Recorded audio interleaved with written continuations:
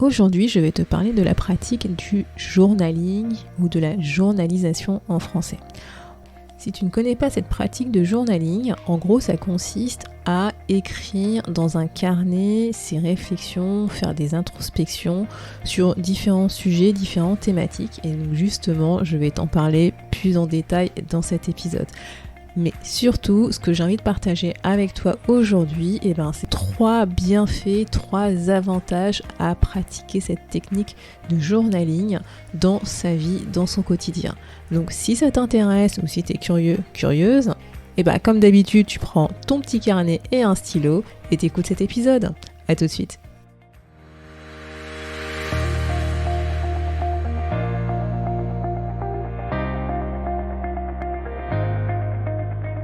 Bonjour à tous et à toutes, vous êtes sur le podcast Le quart d'heure d'Inspire Action. Moi c'est Wefa, votre coach en transformation de vie.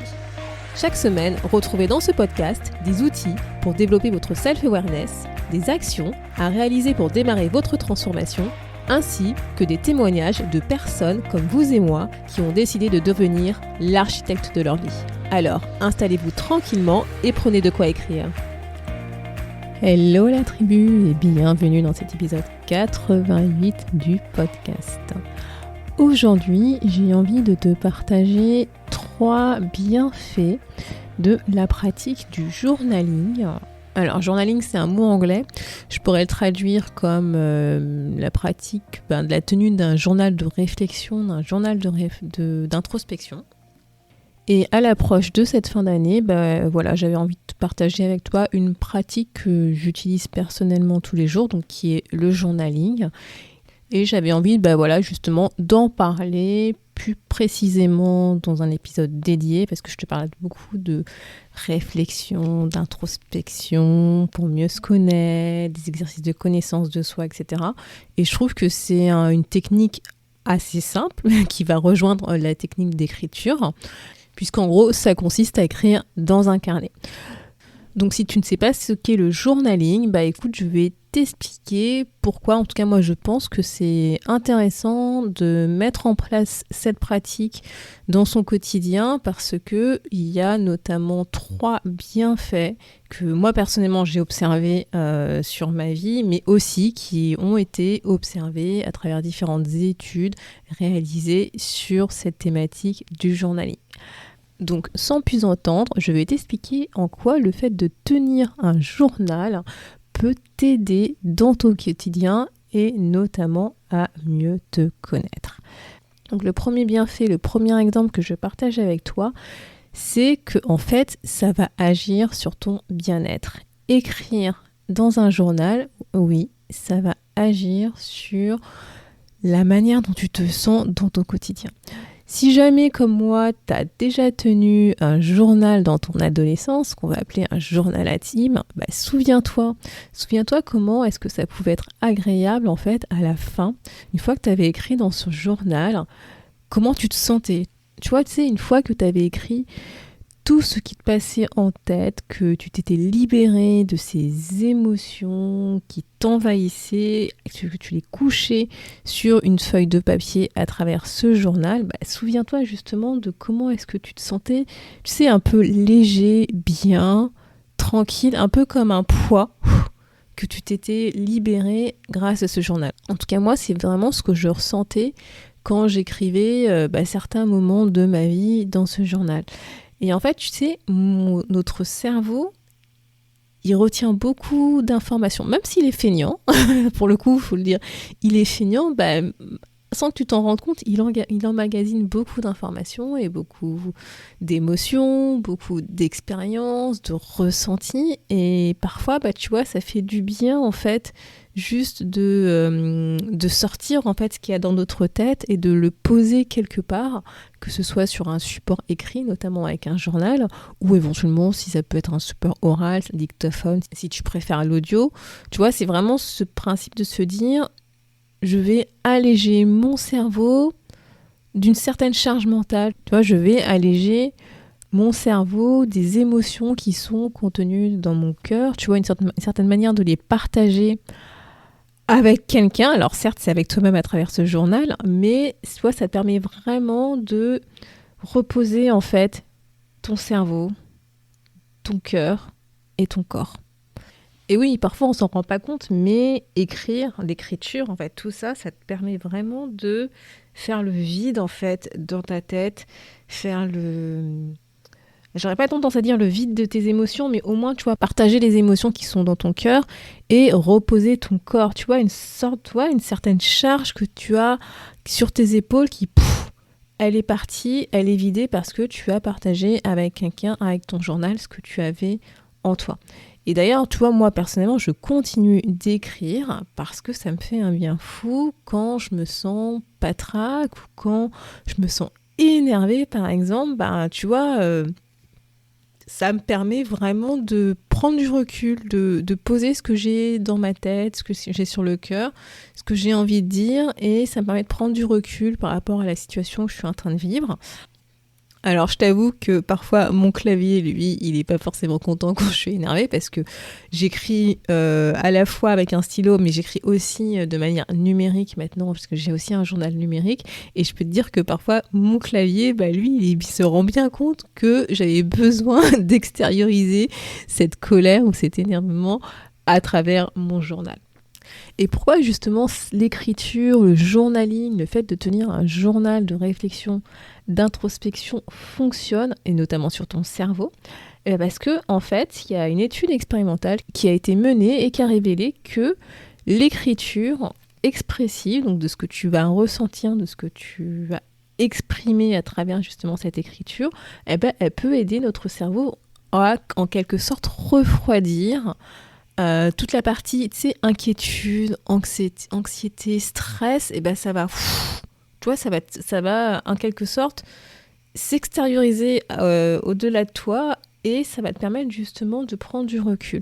Et cette étude, elle a montré que justement le fait d'écrire, ça peut dissiper, ce que je te disais, la partie stress, l'anxiété, tes soucis que tu as dans ton esprit. Ça peut aussi libérer des ressources que tu as dans ton cerveau qui pourraient t'être utiles pour éventuellement trouver une solution à ce qui te tracasse. Parce que parfois on s'en rend pas compte, mais le cerveau, comme je te le disais, le cerveau il retient beaucoup d'informations, même de manière inconsciente, et parfois, sans s'en rendre compte, on a la solution à notre problème, mais c'est juste qu'on est tellement enfui, on est tellement dans le brouillard, qu'on n'arrive pas à accéder à cette solution, et parfois écrire, ça te permet justement de prendre du recul, et ça peut te permettre d'accéder à cette solution. Un autre bienfait de cette technique de journaling, de la journalisation en français de mémoire, c'est la gratitude. C'est quand tu vas concentrer en fait l'utilisation de ton journal à la gratitude. En fait, tu vas transmettre ton journal en journal de gratitude où tu vas concentrer uniquement toutes les choses, les trucs positifs qui te sont arrivés dans la vie. Et justement, toutes ces choses que tu as vécues, que tu as appréciées, qui t'ont donné de la gratitude, pour lesquels tu vas être reconnaissante, le fait de les tenir dans un journal, ça va te permettre de renforcer justement ces instants de béatitude, ces instants de gratitude, de bien-être, de paix intérieure. Par exemple, tu vois, le soir, quand tu as fini ta journée, que tu t'installes tranquillement dans ton lit, sur ta table, et que tu vas écrire dans ce journal de gratitude, ça va te permettre justement donc de te remémorer tous ces bons moments que tu as passés. Même ça peut être des petits moments, des petits trucs, un petit sourire, des petites paroles, mais ça va te permettre justement de te reconnecter à ces moments positifs et pas te focaliser que sur les aspects négatifs qu'on a tendance à faire malheureusement dans notre vie. Et l'idée, tu vois, c'est de prendre du temps pour toi pendant cette pratique de la gratitude, rien que pour toi, pour te reconnecter à ces émotions qui te font du bien. Et si tu ne me crois pas, tu vois, moi je t'invite à faire cet exercice.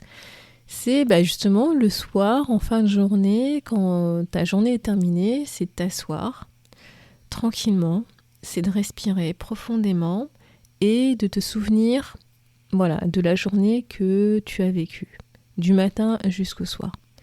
Quelles sont les premières choses qui vont te venir en tête ? Et généralement, malheureusement. C'est sûrement des trucs négatifs qui te sont arrivés, qui vont te venir en tête. Tu vas commencer à voir ce qui n'a pas été dans ta journée, tous les tracas du quotidien que tu as eu, les trucs qui n'ont pas été forcément super positifs dans ta journée, parce qu'on a tendance à se focaliser plutôt sur le négatif.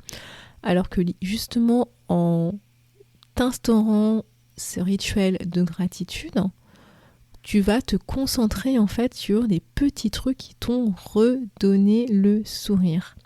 Et le fait de te focaliser sur ces petits trucs qui t'ont donné le sourire, qui t'ont redonné de la gratitude, dont tu es reconnaissant, et tout ça, tu vois, ça va agir en fait sur ta santé mentale et ta santé physique. Ça va agir sur ton bien-être général. Donc on va revenir au point numéro 1. En fait, écrire quotidiennement sur les petits instants que tu as ressenti de la gratitude, ça peut améliorer aussi la qualité de ton sommeil parce que tu vas en fait terminer ta journée sur une touche positive. Ça va influencer comment tu te sens intérieurement, ça va en fait renforcer des petites joies au quotidien et ça va t'apaiser. En fait, ça va apaiser ton cerveau, ça va t'apaiser et tu vas pouvoir te coucher tranquille en fait, sans, tu vois, ruminer des trucs négatifs dans ton cerveau. Pratiquer la gratitude, tu vois, grâce à un journal, grâce à l'écriture, ça, en fait, ça va t'aider à te recentrer, à recentrer ton esprit sur toutes les choses positives de ta vie. Donc l'idée, c'est pas de se dire que tout est beau, tout est magnifique dans ma vie, mais c'est de se reconnecter aux instants positifs, aux moments de joie, de gratitude que tu as dans ta vie, parce que naturellement, on a tendance à se focaliser plutôt sur le négatif. Et le dernier point, le dernier bienfait de la pratique du journaling que je voulais partager avec toi, c'est que ça va tout simplement améliorer notre relationnel. Comme je te l'ai déjà expliqué dans les précédents épisodes, l'écriture, en fait, ça te permet de réfléchir sur toi, ça te permet d'avoir des instants d'introspection, de réflexion. Et donc, tenir un journal où justement tu vas poser, tu vas coucher tout ce qui te passe en tête, toutes tes introspections, tes réflexions, ça va te permettre de mieux te reconnecter à ce que tu as vécu, à tes sentiments, à tes émotions, mais ça va aussi te permettre de mieux comprendre différents événements qui ont pu se produire dans ta vie, dans ton quotidien. Et comme je le disais, prendre du recul. Et en fait, justement, pratiquer le journaling, ça va te permettre de te rendre plus conscient de qui tu es, de ce que tu fais et ce qui fait que tu réagis de telle ou telle manière. Et ça va fonctionner aussi par rapport à ton relationnel. Je vais te donner un exemple qui t'est peut-être déjà arrivé, tu vois. Donc t'imagines, c'est un ami, ça fait très très longtemps que tu l'as pas vu et depuis plusieurs mois, vous essayez de vous organiser un café pour reprendre des nouvelles, discuter de comment est-ce que ça s'est passé dans vos vies, etc., etc. Et en fait, pour la 3e fois, cet ami, ce mois-ci, il décale. Il est pas disponible, il a un empêchement de dernière minute et il décale ce rendez-vous avec toi pour prendre un café. Alors tu peux éventuellement ressentir peut-être de la déception, de la colère ou de la tristesse parce que c'est pas la première fois qu'il te fait le coup, qu'il te laisse tomber à la dernière minute. Tu peux peut-être même ressentir une sorte un peu d'abandon, comme si tu n'étais pas forcément super intéressant pour lui ou pour elle, qui tenait pas forcément à toi, etc.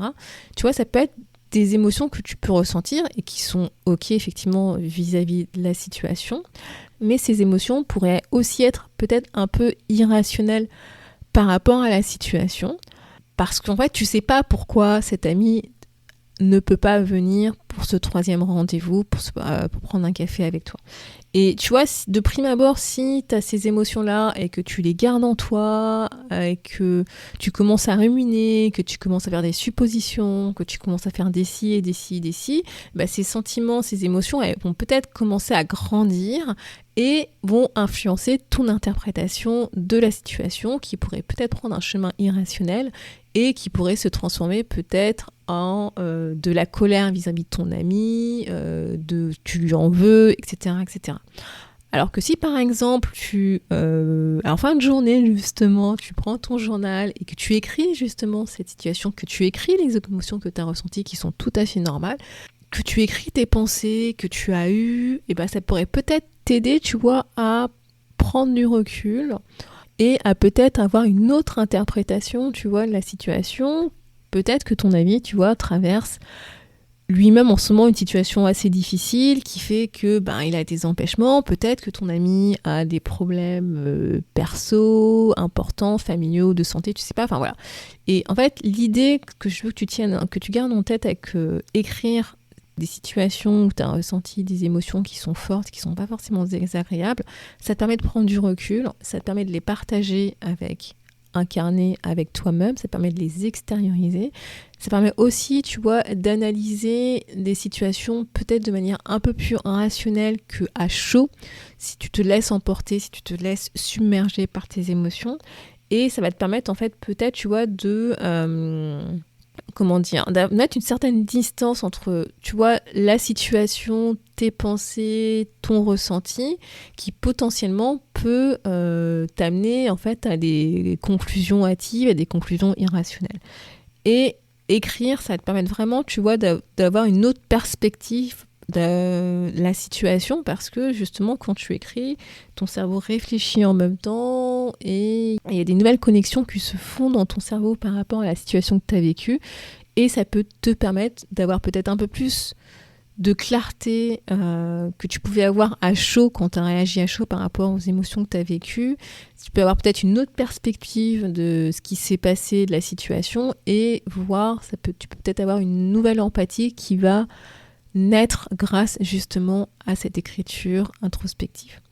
Donc voilà ce que je voulais partager avec toi aujourd'hui par rapport à cette pratique du journaling, et notamment ces 3 bienfaits qui vont être le bien-être, la gratitude et améliorer ton relationnel.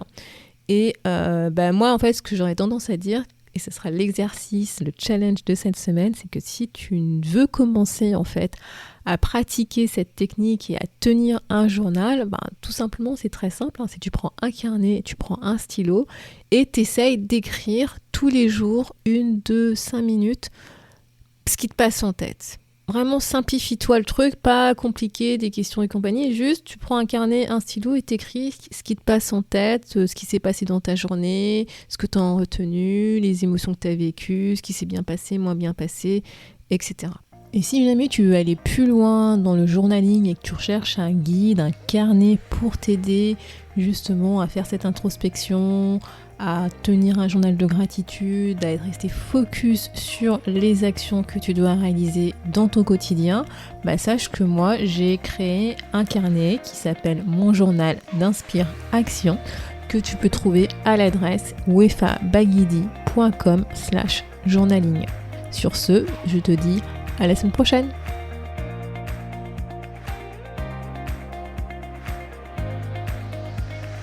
Merci d'avoir écouté le podcast Le quart d'heure d'Inspire Action.